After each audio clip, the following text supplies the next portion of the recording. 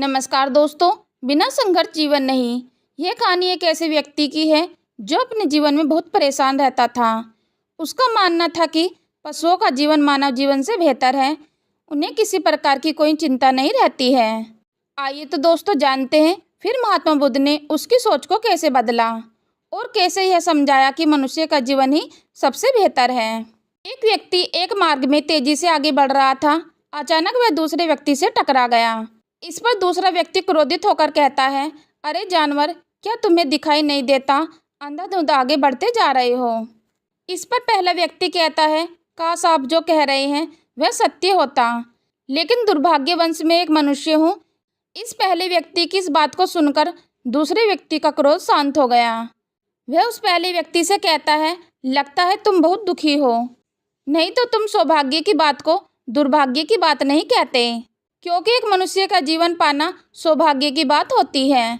मनुष्य का जीवन बड़ी कठिनाइयों से मिलता है और तुम इसे बेकार समझ रहे हो। तब वह पहला व्यक्ति कहता है, क्या आपने कभी एक जानवर को आत्महत्या करते देखा है? क्या आपने किसी जानवर को दूसरे जानवर को धोखा देते देखा है? क्या आपने किसी जानवर को अपने कल और आज के लिए परेशान होते देखा है? ऐसे में एक मनुष्य का जीवन सौभाग्य की बात कैसे हो सकती है? इससे अच्छा तो जानवरों का जीवन है। हमारे तो जानवरों से भी बदतर हालात हैं। वह दूसरा व्यक्ति कहता है, लगता है तुम बहुत दुखी हो, तुम्हारे जीवन में बहुत सारी समस्याएं हैं। यदि ऐसा है तो तुम्हें इसका समाधान महात्मा बुद्ध के पास मिलेगा। तब पहला व्यक्ति कहता है, महात्मा बुद्ध कौन है? कोई साधु है, महात्मा है, या कोई ऋषि मुनि है? अगर इनमें से है तो वो मेरी कोई भी मदद नहीं कर सकते हैं। मैं ऐसे कई लोगों से मिल चुका हूँ और इनके पास मेरी समस्याओं का कोई हल नहीं है। दूसरा व्यक्ति कहता है, इनमें से वह कोई नहीं है, लेकिन वह क्या है ये तो मैं भी नहीं जानता हूँ। बस इतना पता है कि जो भी उनके पास अपनी समस्या लेकर जाता है उसका समाधान बड़ी आसानी से हो जाता है। अपने सारे दुख दर्द उनके पास छोड़कर चला जाता है। उस दूसरे व्यक्ति की बात सुनकर पहले व्यक्ति को लगा उसे महात्मा बुद्ध से मिलना चाहिए। तब वह कहता है, अगर तुम कहते हो तो मैं उनसे भी मिलकर देख लेता हूँ। उनमें ऐसी कौन सी बात है जो वो किसी भी समस्या का समाधान बड़ी ही सरलता के साथ कर देते हैं। इतना कहकर वह व्यक्ति अगले दिन ही महात्मा बुद्ध से मिलने के लिए निकल गया। 4-5 दिनों की यात्रा के बाद वह महात्मा बुद्ध के पास पहुंचा। जब वह उनके पास पहुंचा तो देखा कि वे अपने शिष्यों को उपदेश दे रहे थे। उन्होंने कहा कि इस पृथ्वी पर उपस्थित हर किसी का जीवन बहुत ही अनमोल है, परंतु मनुष्य सबसे ज़्यादा अनमोल है। इसका उपयोग कर मनुष्य जीवन में उच्चतम श्रेणी पर पहुंच सकता है और इसी मनुष्य के जीवन के कारण पशुओं से भी निचले स्तर पर आ सकता है। महात्मा बुद्ध का उपदेश समाप्त होते ही वहां पर जो लोग बैठे थे वह चले गए। इसके बाद वह व्यक्ति महात्मा बुद्ध के पास पहुंचा। प्रणाम करते हुए कहा, हे बुद्ध, आप कहते हैं कि मनुष्य का जीवन अनमोल है। आखिर हम मनुष्य के जीवन में ऐसी क्या बात है? हम चिंता करते हैं, परेशान रहते हैं, हम अपने भविष्य के लिए चिंतित रहते हैं। ऐसे ही कई तरह की समस्याओं से घिरे होते हैं, लेकिन आप क्या जाने, आप एक साधु हैं। आपने तो ये सारी चीज़ें त्याग दी हैं, इसलिए आप यह सभी बातें आसानी से कह सकते हैं। मुझे तो यही लगता है मनुष्य का जीवन बहुत ही कठिन है, हमें इसे समाप्त कर लेना चाहिए। आपने कभी पशुओं को देखा है? वे ना तो चिंता करते हैं और ना ही उन्हें किसी तरह की तकलीफ होती है, ना वे किसी परेशानी में रहते हैं। वे अपना जीवन मौज मस्ती से जीते हैं। ना उन्हें अपने आज की चिंता होती है और ना ही कल की चिंता होती है। उन्हें ना ही किसी से धोखा मिलता है और ना ही किसी से शिकायत करते हैं। वे बस अपना जीवन जीते हैं और वही दूसरी तरफ मनुष्य ठीक उसके उल्टा अपना जीवन जीता है। मुझे तो यही लगता है कि मनुष्य का जीवन पशुओं के जीवन से भी बदतर है। मनुष्य जीवन एक श्राप है जो हमें मिला है। ऐसे में आपको मनुष्य जीवन में ऐसा क्या विशेषता नजर आती है जो आप लोगों से झूठ बोलते रहते हैं कि हम मनुष्य का जीवन श्रेष्ठ जीवन है? महात्मा बुद्ध उस व्यक्ति की सारी बातें ध्यानपूर्वक सुन रहे थे और उसकी मनोदशा को समझ रहे थे। आखिर में महात्मा बुद्ध मुस्कुराते हुए उस व्यक्ति से कहते हैं, बालक, तुम अपने जीवन के संघर्षों से भाग रहे हो। यदि तुम संघर्ष करोगे ही नहीं तो जीवन सफल कैसे बनेगा? और जब हम संघर्षों से भागते हैं तो हमारा जीवन दूसरों के अधीन हो जाता है और हमें दूसरों के अनुसार चलना पड़ता है। इसलिए हमें अपने जीवन के लिए संघर्ष तो करना ही पड़ता है। महात्मा बुद्ध के मुख से इस बात को सुनकर वह व्यक्ति चिंता में पड़ जाता है। तुरंत ही वह महात्मा बुद्ध को प्रणाम किया और उनके चरणों में जा गिरा। उसने कहा, हे बुद्ध, आपको कैसे पता चला कि मैं अपने जीवन के संघर्ष से भाग रहा था? मैं समस्याओं से बचना चाहता हूँ और मेरे जीवन में जब भी कोई समस्या खड़ी होती है तो मैं उसका सामना नहीं कर पाता, बल्कि मैं उसे छोड़कर भाग जाना चाहता हूँ। महात्मा बुद्ध उस व्यक्ति से कहते हैं, तुम्हें लगता है पशुओं का जीवन हमसे लाख गुना अच्छा है, क्योंकि वे अपना जीवन खुद समाप्त नहीं करते। वे ना किसी को धोखा देते हैं, ना ही भविष्य की चिंता करते हैं। इसका मतलब यह नहीं है कि उनके जीवन में संघर्ष नहीं है।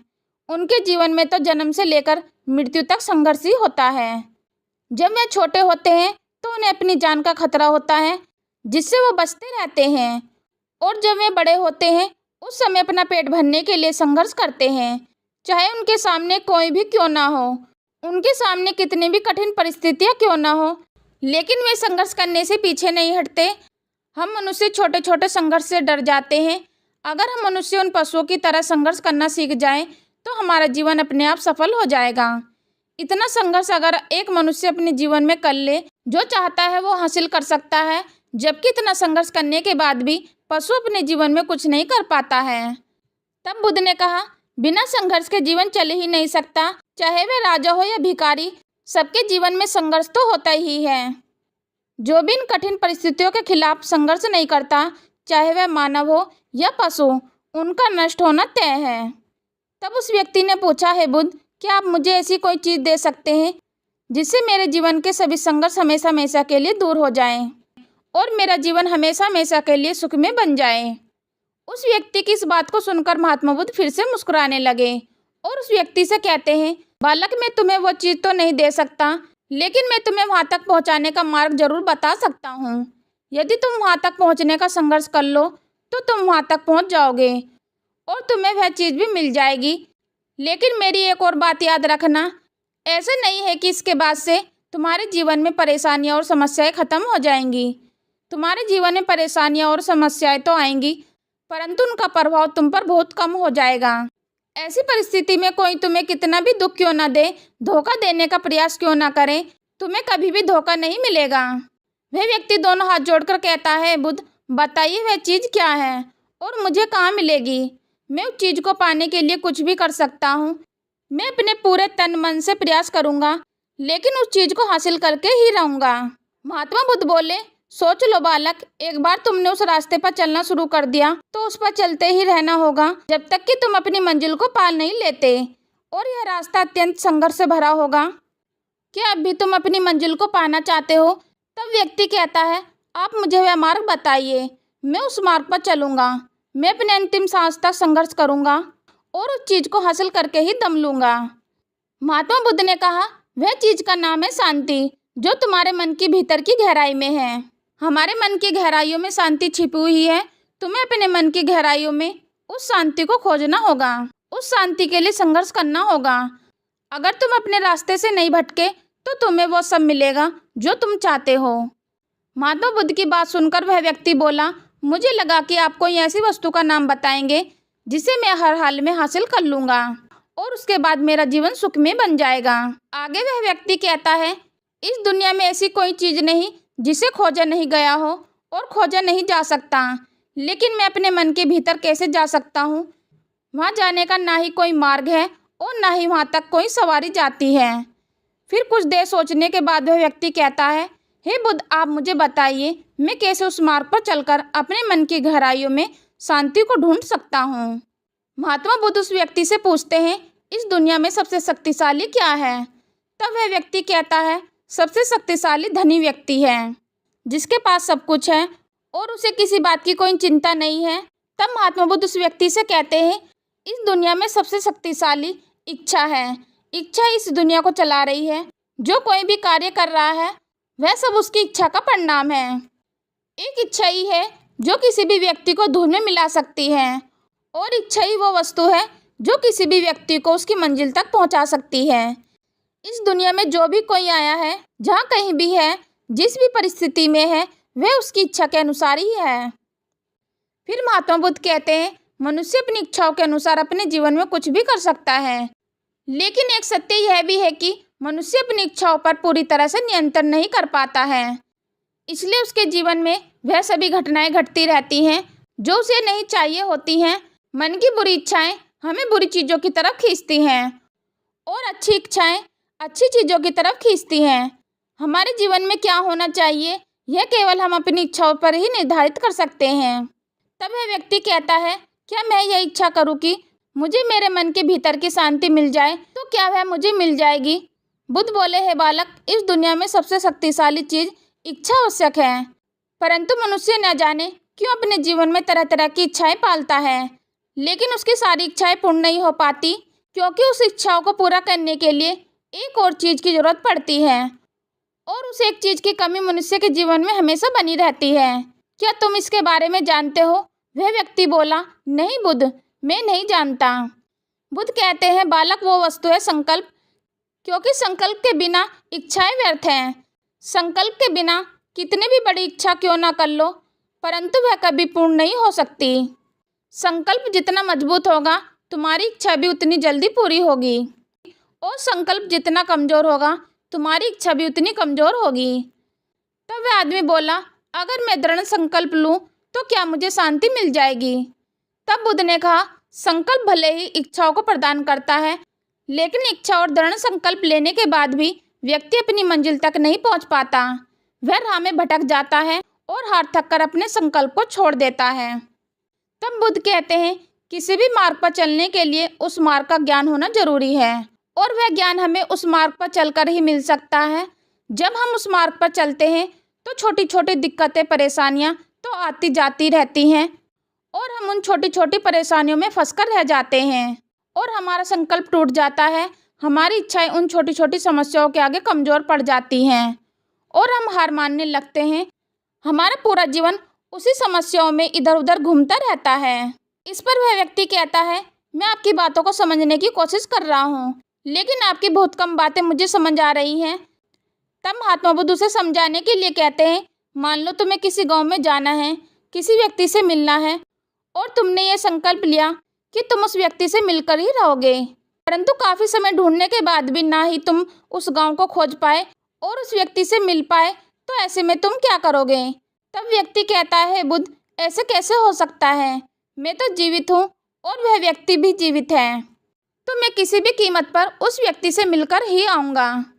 तब बुद्ध बोले, अगर तुम्हें उस व्यक्ति का नाम भी पता है, गांव का नाम भी पता है, लेकिन तुम्हें यह नहीं पता कि वह गांव किस दिशा में है, तो ऐसे में तुम कौन सा मार्ग पकड़ोगे? मान लो यदि तुमने किसी विपरीत दिशा को पकड़ लिया, क्या तुम्हें उस गांव तक ले जाएगी वो दिशा, और क्या तुम उस व्यक्ति से मिल पाओगे? तब वह व्यक्ति बोला, ऐसे तो मिलना मुश्किल हो जाएगा। तब मुस्कुराते बुद्ध ने कहा, मैं कब से तुम्हें यही समझाने का प्रयास कर रहा हूँ। हमारे अंदर इच्छा और संकल्प होने के बावजूद भी सही मार्ग का ज्ञान होना आवश्यक है। शांति को खोजने का मार्ग हमारे भीतर ही होता है। तुम अपने भीतर की शांति को खोजने के लिए ध्यान के मार्ग पर आगे बढ़ो। जब तुम इस मार्ग पर आगे बढ़ोगे तो तुम्हें छोटी छोटी दिक्कतों का सामना करना पड़ सकता है, उनसे संघर्ष करना होगा, क्योंकि वह मार्ग तुम्हारे लिए बिल्कुल नया होगा। अगर तुम इन सारी परेशानियों से लड़ते हुए अपने मार्ग पर आगे बढ़ते रहोगे तो तुम भी अपने मन के अंदर तक पहुंच जाओगे, और वहां पहुंचने के बाद तुम्हें किसी भी चीज़ की कोई ज़रूरत नहीं पड़ेगी, और ना ही तुम्हें कोई धोखा दे पाएगा, और ना ही कोई तुम्हें दुख पहुंचा पाएगा। फिर महात्मा बुद्ध कुछ देर मौन रहने के पश्चात कहते हैं, जब तुम अपने मन की शांति को प्राप्त कर लोगे तो एक पशु तो नहीं रहोगे, परंतु तुम्हें भी आज और कल की चिंता सताएगी। तुम तो बस अपनी शांति में मगन रहोगे।